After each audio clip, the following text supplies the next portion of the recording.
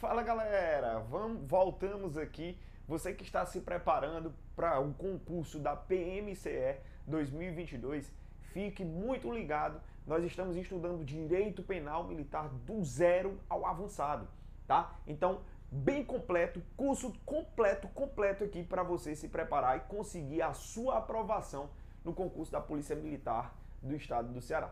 Então, sem mais delongas, vamos dar continuidade ao Direito Penal Militar. E aí nós vamos dar aqui início neste vídeo tratando aí sobre os parágrafos 1º e 2º do artigo 2º do Código Penal Militar, beleza? Então, nesse parágrafo 1º nós vamos estudar, tá, sobre a retroatividade de lei mais benéfica. Professor, o que seria essa retroatividade de lei mais benéfica? Vamos lá. Nós temos uma situação em que foi cometida uma conduta e essa conduta, ela tem previsão como sendo uma conduta criminosa, beleza? Só que essa conduta criminosa foi cometida e o agente ele foi processado, tranquilo, foi processado e aí ele foi condenado. Só que posterior à sua condenação, entrou em vigor uma nova lei. E essa nova lei, de alguma forma, ela beneficia esse agente que cometeu o crime.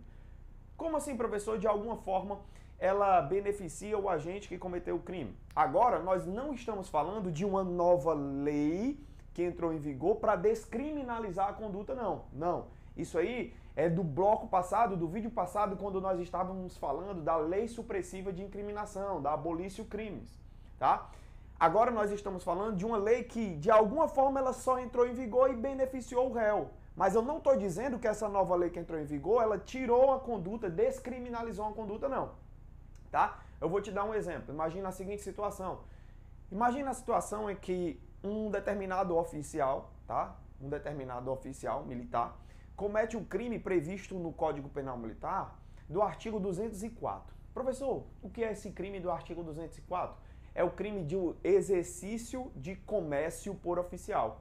É quando o oficial ele toma parte da administração de um comércio, ou ele vai ser sócio de um comércio. Saiba que isso não pode para os oficiais, isso é crime, tá? Inclusive tem a punição ali, tem a pena de suspensão de 6 meses até 2 anos. Que é isso, professor? Essa suspensão é o oficial, ele vai ficar afastado, vai ficar em casa sem receber a sua remuneração, sem receber dinheiro.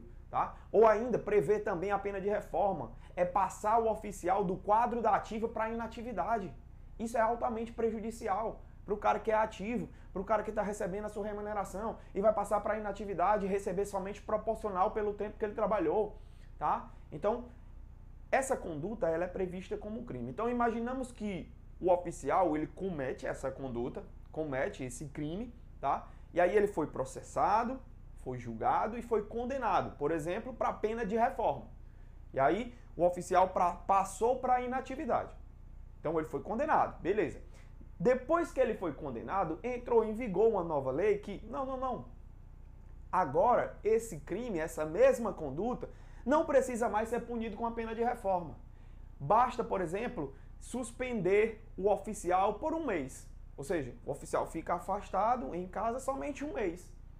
Você concorda comigo que agora, essa nova lei que entrou em vigor, trazendo apenas a punição de suspensão de 1 mês, essa nova lei não é muito mais benéfica para o oficial? Pronto. Então nós estamos tratando do assunto da nossa aula de hoje. Uma nova lei entra em vigor e de alguma forma ela beneficia o réu. Se ela beneficia o réu de alguma forma, ela vai voltar no tempo para ser aplicada a uma conduta que foi cometida lá atrás. Vamos ver como é que isso está exposto no nosso Código Penal Militar? Vamos ver aí, parágrafo 1º do artigo 2º, olho na tela, fica ligado. Olha como é que o Código Penal Militar, ele traz pra gente. Olha só, olha como ele diz aí. Retroatividade de lei mais benigna. O que é a lei mais benigna, professor? É a lei mais benéfica. Então você já sabe, quando a lei nova, quando ela for mais benéfica, quando ela for mais benéfica, o que é que vai acontecer? que vai acontecer, pessoal? Ela vai voltar no tempo, ou seja, ela vai retroagir,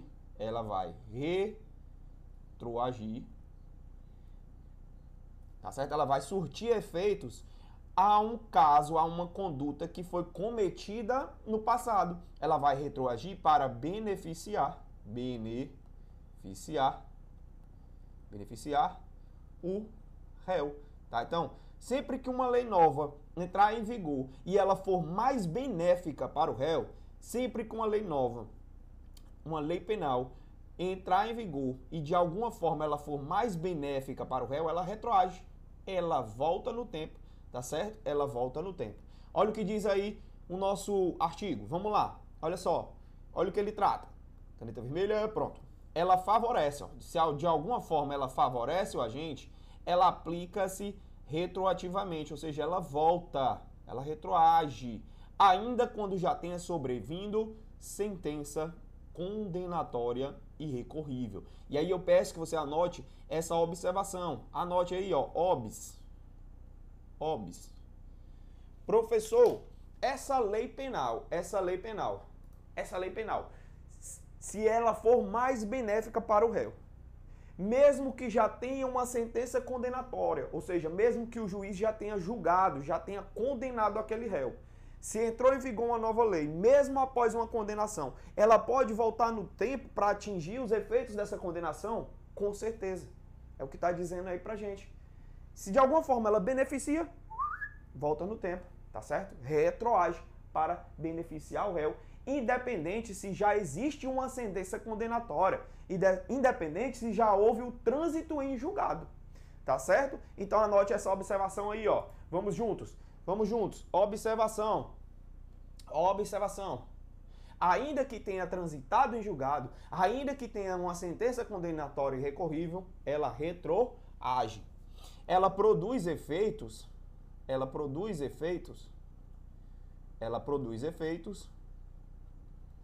mesmo que já exista uma sentença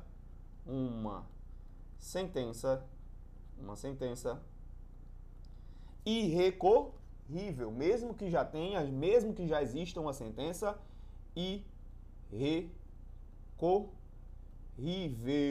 Tranquilo, beleza, show de bola. E aí eu peço pra gente voltar aqui juntos na tela. Olha uma observação importantíssima que eu vou trazer para você agora. Súmula 611, súmula 611 do STF. É, professor, aqui não é só o basicão, não. Aqui a gente vai do básico ao avançado. Nós vamos aprofundar, vamos trazer jurisprudências importantes também. Vamos trazer aqui alguns casos de doutrina que são relevantes, que podem ser cobrados na sua prova também, tá? Então, professor, o que é que diz essa súmula 611 do STF? Vamos lá. Olha aqui, pessoal, nós estamos na fase processual, tudo bem? Essa parte da linha azul que eu estou falando contigo aqui é a parte processual, tá? Parte processual, ou seja, existe o juiz do processo, tá? É o juiz que está responsável pelo processo aqui, beleza? E aí, nesse segundo pontinho aqui, nós temos a fase em que o réu, ele é condenado. Certo? Ele vai ser condenado, tá? Ele vai ser condenado pelo juiz do processo, beleza? Tranquilo, professor. Após essa condenação,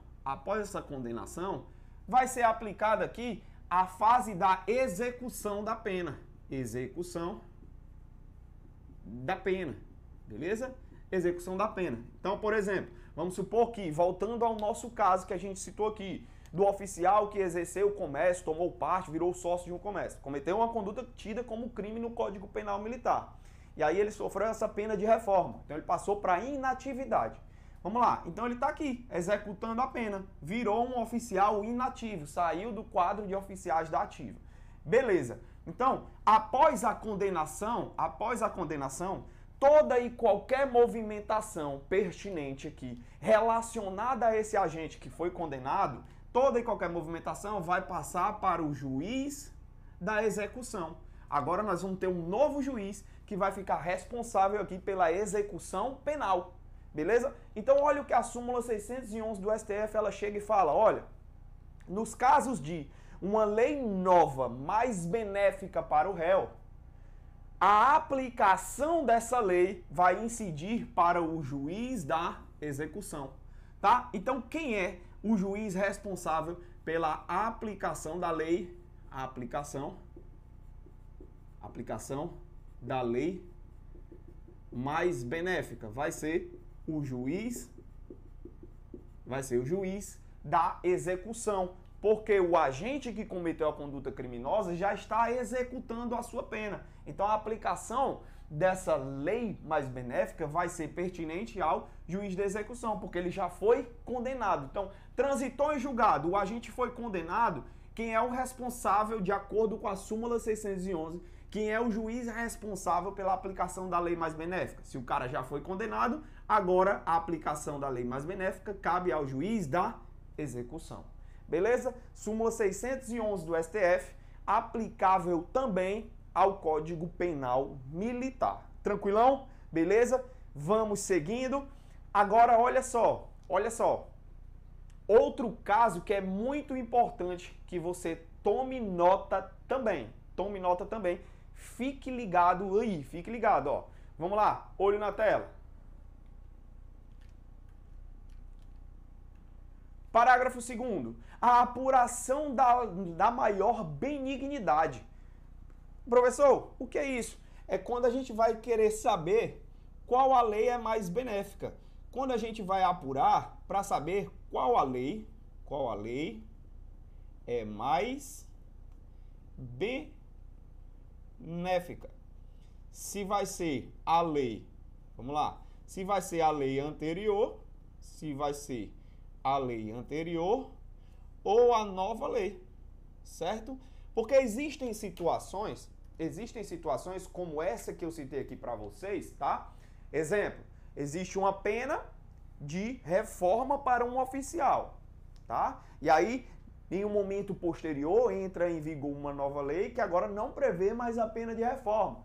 Prevê apenas uma pena de suspensão de 1 mês. Olha, de cara você já percebe, tá? Que nesse caso de conflito entre a lei nova e a lei anterior, você já percebe que a lei nova ela é benéfica, tá?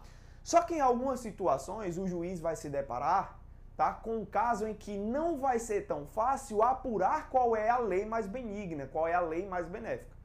Por exemplo, imagina a seguinte situação, ó. Imagina que o juiz se depara com esse cenário aqui, ó. O juiz vai se deparar com esse cenário. Lei anterior, certo? E lei nova, tá bom? Suponha aqui que o juiz se depara com esse cenário, lei anterior e lei nova. E aí, nesse caso, olha só, a lei anterior previa aí uma punição, tá certo? Uma punição de reclusão, tá? De 2 a 4 anos. Prevê uma reclusão de 2 a 4 anos.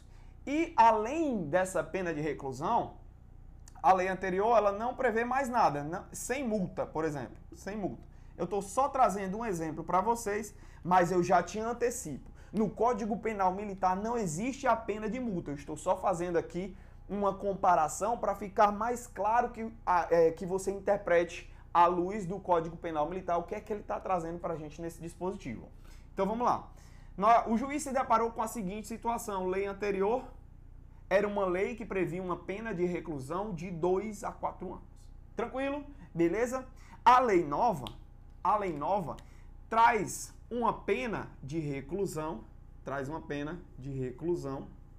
ou seja, uma pena de reclusão é aquela pena que vai restringir a liberdade de ir e vir do sujeito que cometeu o crime, certo? Que o sujeito vai ficar encarcerado, vai ficar preso, beleza?